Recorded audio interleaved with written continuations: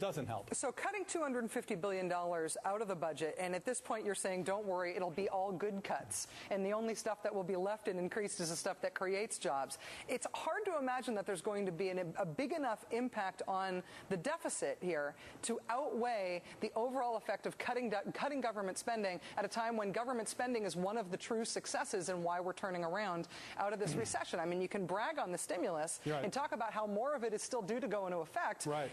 It seems like responsible economists right now, and many of those who are polled by USA Today, are saying we need a second stimulus.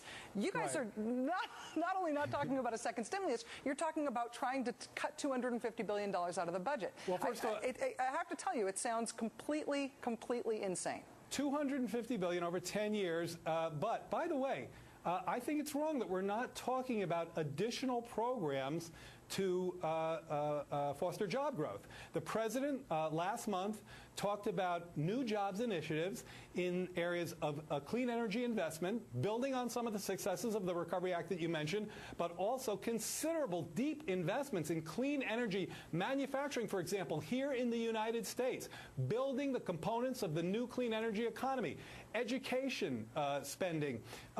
The president talked about some favorable tax policies for small businesses. That's very much part of this targeted jobs agenda that you'll hear more about on Wednesday night, and infrastructure spending. And by the way, to that, the president attached a number, $50 billion. So we're talking about some serious investments in job growth to boost the middle class. And I would again remind you about a set of announcements the president and vice president made today in the area of child care, elder care, student lending, retirement security, all part of new initiatives or expanded initiatives that you'll hear going forward, totally consistent with the freeze we're talking about. And all of which are very on message, and all of which will make a big difference to the working families that will benefit from those directly. They are relatively small, relatively targeted programs. By saying that there's going to be a spending freeze and discretionary spending going into effect in 3 years, and that we have to find all the spending that we need as a government within these parameters where, you know, in real terms with inflation, overall spending is going to shrink. If responsible economists say, you know what we need is a second stimulus, this pronouncement tonight has made that impossible. If there needs to be some other major job creation effort, not the minor targeted problems that you're talking about, there's no room for that. No, I disagree in the following sense. Let me tell you, and I work with Christy Romer and the president, vice president, get this. There's going to be no stupid Hooverism around here, to use your, I think, very apt term.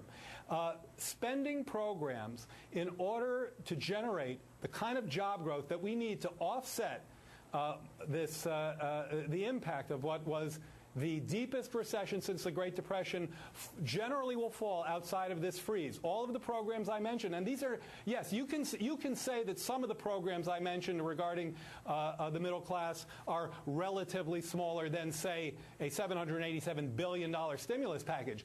But when you start talking about $50 billion for infrastructure, when you start talking about resources for small business lending, when you start talking about significant investments in clean energy, you're talking about real money and real jobs. And this president is just not going to give up on the urgency of delivering that for the American people, while at the same time squeezing down on spending that does nothing to boost the middle class or create jobs that nobody's been able to do anything about. And that's making this budget unsustainable. So I say stay tuned, Rachel. No, but I hear you, and I hear your optimism here, but you are trying to sell the virtues of government spending to rebuild the economy on a day that the White House has just announced a spending freeze. And while there may be spending out there that is not good for the country, that isn't creating jobs, that isn't doing what we need for the economy, there's no reason why those things couldn't just be cut without an overall pledge to reduce the total amount of government spending, which I maintain still sounds like stupid Hooverism. If everybody that we negotiated on these kinds of issues with gets us the way you did, you probably would be right. But in fact, when you get into the budget, and I thought it would be easier than it was, maybe I was a little naive. There is a lobby behind every single dollar in the federal budget. If you don't believe that, come sit in on a budget meeting. It is so difficult to surgically get rid of the wasteful wasteful stuff. You need a program just like this where the president he's going to have to get the buy-in from the Congress on this to comb through the budget and to finally do something about those programs that aren't addressing our key priorities: middle-class families, job growth, wages and incomes for the broad working middle class. That's what we've got to be about. And Rachel, if you find us cutting programs that boost those kinds of opportunities, bring me in here and we'll talk about it. Well, the pledge to defend defense, veterans, homeland security, and state and entitlements, target everything else for freeze, is going to make those fights a lot harder, not easier in terms of making them on their substance, because you just made the competition that much tougher. I would say, Mr. Bernstein, I mean, you are thought of as one of the progressives, one of the people that progressives take heart is in the administration. A lot of people are very happy on the left when Vice President Biden asked you to be his chief economist and economic policy advisor.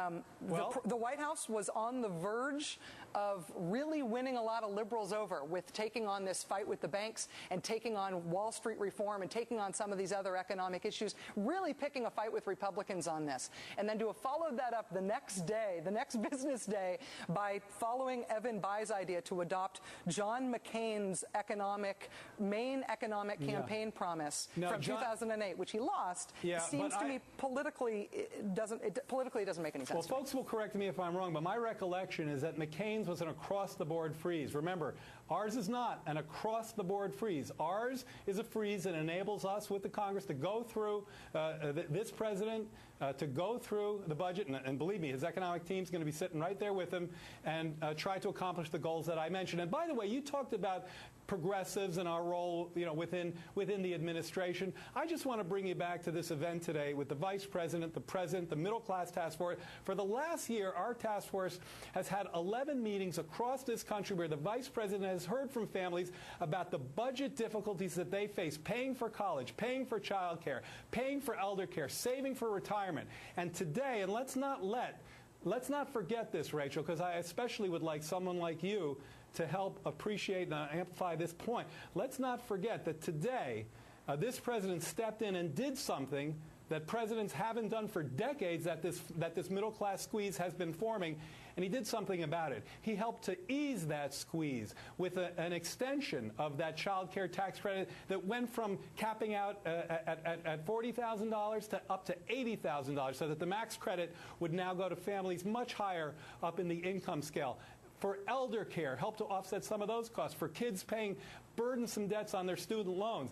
That's the kind of targeted squeeze, anti-squeeze programs that you'll hear about in this budget and are completely consistent with the message of jobs and middle-class families. Do you know that, does the administration know, I guess, is there an awareness that no matter how conservative you tack on some of the larger economic issues, you're doing these, as you say, targeted squeeze-proof, trying to squeeze-proof the middle class a little bit in terms of the economic downturn with those targeted things, but meanwhile taking what I hope you will concede is a big right turn with this pledge for an across-the-board or almost across-the-board spending freeze. You guys know that you're not going to get any Republican support, right? Rachel, I mean, is this an effort to try to win Republican votes for the president's economic agenda? Because they're not coming.